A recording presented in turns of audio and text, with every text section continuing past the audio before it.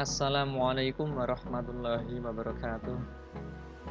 Kesempatan kali ini saya akan membahas sedikit tentang tahapan pembuatan proyek. Untuk membuat proyek, ada beberapa macam tahapan yang harus diperhatikan. Dalam pembuatan proyek atau sistem, ada 3 tahapan penting yang harus diperhatikan, antara lain perencanaan dan analisa, perancangan, dan pengujian. Ketiga tahapan ini adalah tahapan yang umum digunakan ketika seseorang akan membuat proyek atau sistem, walaupun aslinya masih banyak lagi tahapan yang harus digunakan. Tapi di sini saya hanya memakai atau membaginya ke dalam 3 tahapan ini. Perencanaan dan analisa. Perencanaan adalah membuat semua rencana yang berkaitan dengan proyek sistem informasi yang akan dibuat. Contoh simpelnya seperti ini.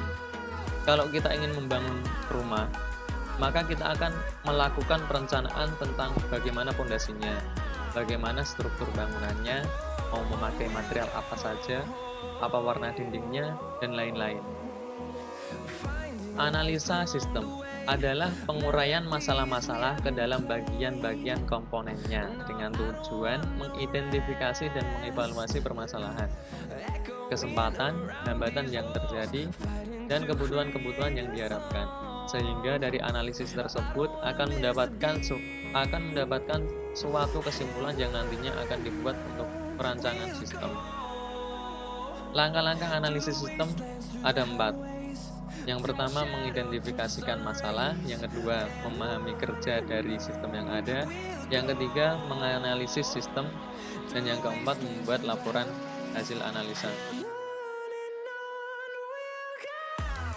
Analisis yang dilakukan pada tahap ini meliputi analisis terhadap pengguna bisnis, proses bisnis, aturan bisnis, masalah bisnis, perangkat bisnis, dan rencana bisnis.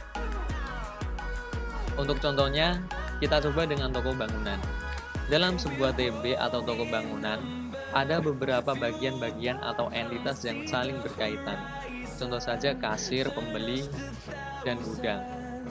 Semisal di toko bangunan tersebut, sistem pembeliannya menggunakan sales. Maksudnya yang melayani pembeli adalah sales, bukan kasir. Ketika pembeli ingin membeli barang, maka sales akan mencatat barang apa saja yang diinginkan pembeli. Setelah pembeli selesai memesan barang, sales akan mengirimkan pemesanan barang tersebut ke gudang dan ke kasir. Pembeli hanya perlu pergi ke kasir dan membayar barangnya. Di bagian gudang, barang akan dipacking sesuai permintaan dan dikirimkan ke pengambilan. Dan di bagian kasir hanya perlu menunggu pembayaran dari pembeli. Dari contoh tersebut, seorang analis akan membuat perencanaan sistem yang dapat memudahkan pekerjaan mereka.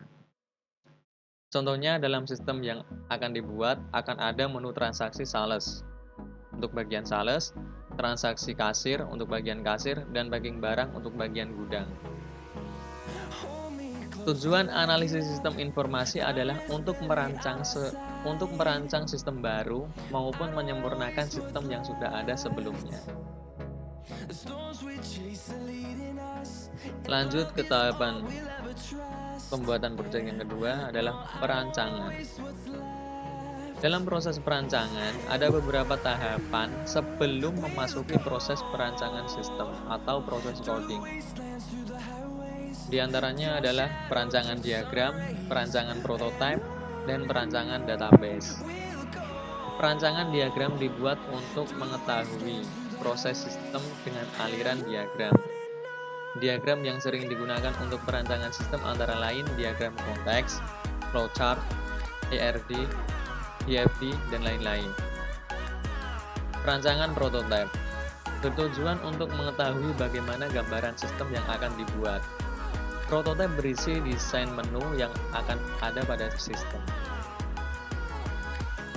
Yang ketiga, perancangan database dibuat berdasarkan analisis sistem yang telah dilakukan sebelumnya. Dalam perancangan database, kita harus memperhatikan setiap tabel yang akan kita gunakan. Apakah itu sudah sesuai, sudah mencakup semuanya atau belum. Setelah itu, perancangan sistem atau coding.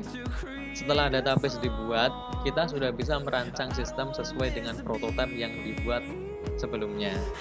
Dalam proses coding ini, kita harus memperhatikan setiap proses yang ada pada flow diagram atau perancangan diagram. Tapi untuk tutorial yang akan saya buat nanti, saya hanya akan membuat perancangan database dan perancangan sistem. Untuk perancangan diagram silakan cari di internet karena sudah banyak contoh dan cara-cara pembuatannya. Dan untuk perancangan prototipe biasanya dilakukan oleh konsultan atau instansi pembuat program untuk menawarkan hasil yang akan didapat oleh perusahaan. Jadi untuk video yang akan saya buat ke depan, saya hanya membuat perancangan database dan perancangan sistem saja. Lanjut ke tahapan pembuatan proyek yang ketiga adalah pengujian. Setelah perancangan sistem selesai, selanjutnya adalah tahapan pengujian. Di tahapan ini, seorang tester akan menguji kelayakan sistem.